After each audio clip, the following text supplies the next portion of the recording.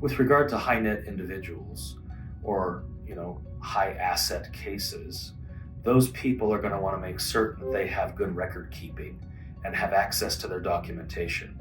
That information is going to become necessary for valuation of businesses, forensic accounting purposes, and being able to trace assets as necessary through the divorce process. Without that information, it makes my job as an attorney incredibly difficult to ensure that your rights are protected and that you get what you're entitled to receive. Thus, good record keeping is going to be a very important aspect for high net individuals and high asset cases. One thing that we as attorneys can do in divorce cases to ensure a fair asset division and that there's no quote-unquote funny business going on is to have the court issue what's called a joint preliminary injunction. We call those JPIs. What a joint preliminary injunction does is ensures that the parties aren't wasting marital assets, acquiring new debts, gifting large sums of money or property away that a spouse is entitled to. Thus, the use of a joint preliminary injunction becomes incredibly necessary as we conduct litigation for divorce to ensure fairness and that nobody's hiding anything or destroying anything or wasting anything. A question I get a lot is about tax implications in regard to assets in a divorce. And depending on what the assets are, there can be tax implications.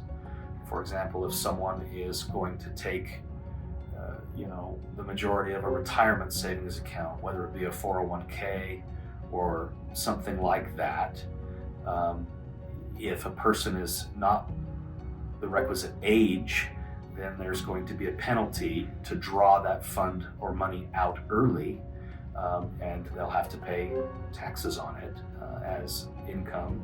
Sometimes there's capital gains tax, depending on the types of assets received in a divorce process.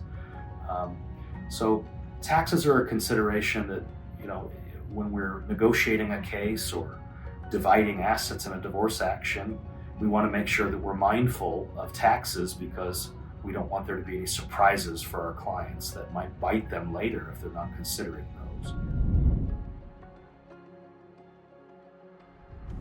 In my practice, I've had the good fortune to represent several